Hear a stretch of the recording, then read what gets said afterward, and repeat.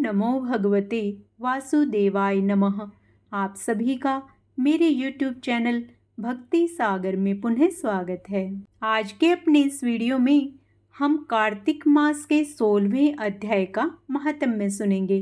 साथ ही तुलसी चालीसा या तुलसी माता की आरती भी करेंगे। यदि आप मेरे चैनल पर नए आए हैं तो आपसे विनम्र प्रार्थना है, प्रतिदिन कार्तिक मास के सभी महात्म्य सुनने के लिए तथा सभी व्रत त्योहारों से संबंधित जानकारियां लेने के लिए वे हमसे जुड़े रहने के लिए कृपया मेरे चैनल को सब्सक्राइब अवश्य करें। वीडियो यदि पसंद आता है तो लाइक भी करें। सुनो लगाकर मन सभी, संकट सब मिट जाएं। कार्तिक महात्म्य का कमल पढ़ो 16वां अध्याय। राजा पृथु ने कहा, हे नारद जी, ये तो आपने भगवान शिव की बड़ी विचित्र कथा सुनाई है। अब कृपया करके आप यह बताइए कि उस समय राहु उस पुरुष से छुटकर कहाँ गया। नारद जी बोले, उससे छूटने पर वह दूत बर्बर नाम से विख्यात हो गया और अपना नया जन्म पाकर वह धीरे धीरे जलंधर के पास गया। वहां जाकर उसने शंकर की सब चेष्टा कही।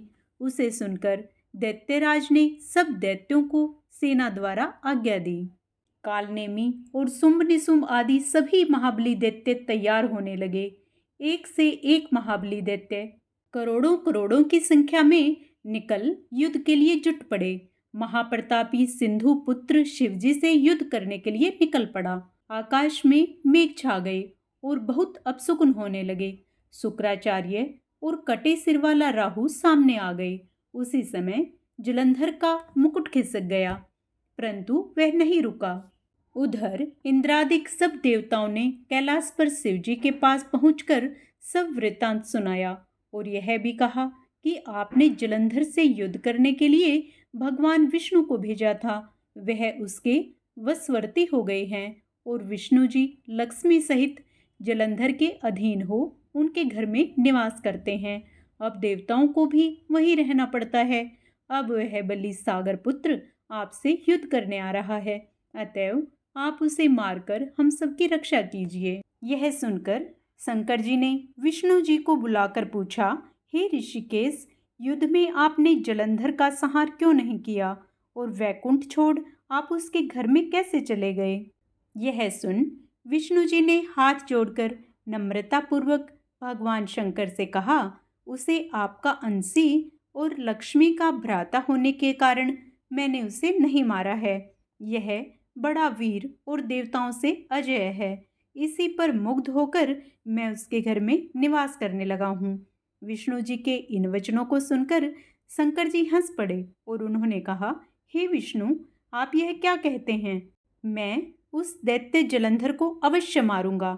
अब आप सभी देवता जलंधर को मेरे द्वारा ही मारा गया जान अपने स्थान को जाइए। जब शंकर जी ने ऐसा कहा तो सब देवता संदेह रहित होकर अपने स्थान को चले गए। इसी समय पराक्रमी जलंधर अपनी विशाल सेना के साथ पर्वत के समीपा कैलाश को घोर सिंहनाद करने लगा। दैत्यों के नाद और कोलाहल को सुनकर शिवजी ने नंदी आदि गणों को उससे युद्ध करने की आज्ञा प्रदान की। कैलाश के समीप भीषण युद्ध होने लगा। दैत्य अनेकों प्रकार के अस्त्र शस्त्र बरसाने लगे। भेरी, मृदंग, शंख और वीरों तथा हाथी घोड़ों और रथों के शब्दों से शाब्दिक हो पृथ्वी कांपने लगी। युद्ध में कटकर मरे हुए हाथी, घोड़े और पैदलों का पहाड़ लग गया। रक्त मांस का कीचड़ उत्पन्न हो गया। दैत्यों के आचार्य शुक्राचार्य जी अपनी मृत संजीवनी विद्या से सब दैत्यों को जलाने लगे। यह देखकर शिवजी के गण व्याकुल हो गए और उनके पास जाकर सारा वृत्तांत सुनाया। उसे सुनकर भगवान रुद्र के क्रोध की सीमा न रही। फिर तो उस समय उनके मुख से एक बड़ी भयंकर कृत्या उत्पन्न हुई, जिसकी दोनों जंघाएं ताल वृक्ष के समान थी। वह युद्ध भूमि में जा सब असुरों का च्वरण करने लगी और फिर वह शुक्राचार्य के समीप पहुंची और शीघ्र ही अपनी योनि में गुप्त कर लिया। फिर स्वयं भी अंतर्ध्यान हो गई। शुक्राचार्य के गुप्त हो जाने से दैत्यों का मुख मलिन पड़ गया और वे युद्ध भूमि को छोड़ भागे। इस पर शुंभ निशुंभ और कालनेमी आदि सेनापतियों ने अपने भागते हुए वीरों को रोका। शिवजी के नंदी आदि गणों ने भी, जिसमें गणेश और स्वामी कार्तिकेय जी भी थे, दैत्यों से भीषण युद्ध करना आरंभ कर दिया। इस प्रकार 16वां अध्याय समाप्त हुआ। अब हम तुलसी चालीसा का पाठ करेंगे। श्री तुलसी महारानी करूं विनय सिरनाए, जो मम हो संकट विकट दीजे मात नसाए। नमो नमो तुलसी महारानी, महिमा अमित न जाय बखानी। दियो विष्णु तुमको सन्माना, जग में छायो सुयस महाना। विष्णु प्रिया जय जयति भवानी, तिहु लोक की हो सुख खानी। भगवत पूजा कर जो कोई, बिन तुम्हारे सफल न होई। जिन घर तब नहीं होए निवासा, उस पर करही विष्णु नहीं बासा। करें सदा जो तब नित सुमिरन, तेहि के काज होए सब पूरन। कार्तिक मास महात्म तुम्हारा, ताको जानत सब संसारा। तव पूजन जो करें कुआरी, पावें सुंदर वर सुकुमारी। कर जो पूजन नित प्रति नारी, सुख संपत्ति से होए सुखारी। वृद्धा नारी करे जो पूजन, मिले भक्ति होवे पुलकित मन। श्रद्धा से पूजे जो कोई, भवनिधि से तर जावे सोही। कथा भागवत यज्ञ करावे, तुम बिन नहीं सफलता पावे। छायो तब प्रताप जग भारी, ध्यावत तुम्ही सकल चितधारी। तुम्ही मात यंत्रण तंत्रण, सकल काज सिद्धि होवे क्षण में। औषधि रूप आप हो माता, सब जग में तब यश विख्याता। देव ऋषि मुनियो तपधारी, करत सदा तब जय जयकारी। वेद पुराणन तब यश गाया, महिमा अगम पार नहीं पाया।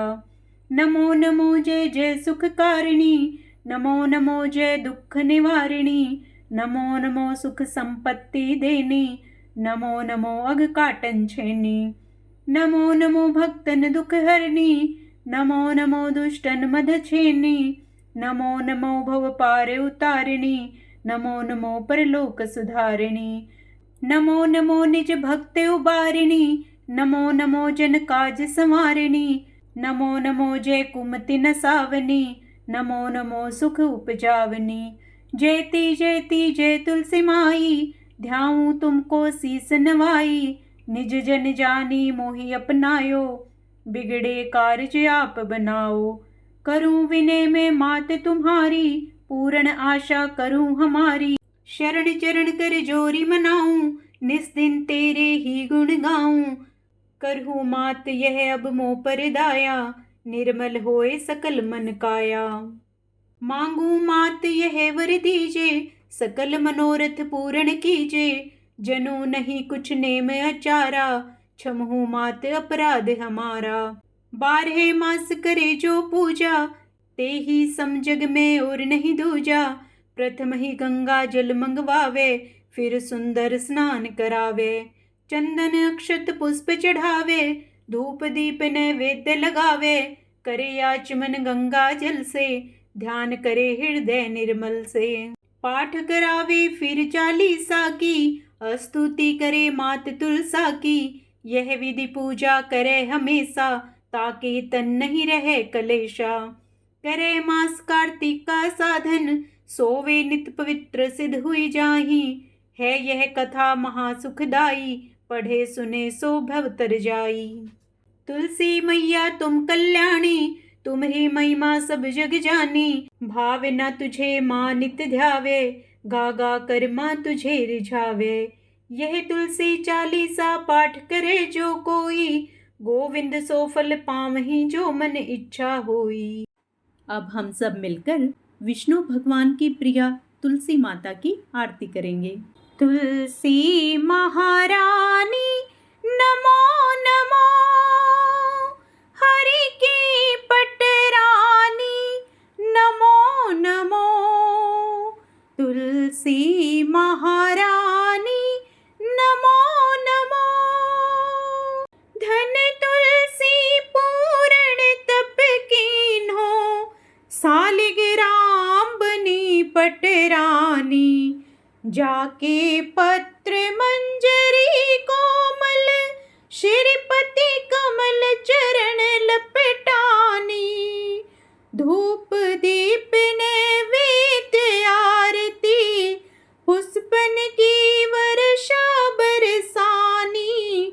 नमो नमो तुलसी महारानी, नमो नमो हरि की पटरानी। नमो नमो 56 भोग 36 व्यंजन, बिन तुलसी हरि एक न मानी। सभी सखी मैया तेरो जस गावे, भक्ति दान दीजे महारानी। नमो नमो तुलसी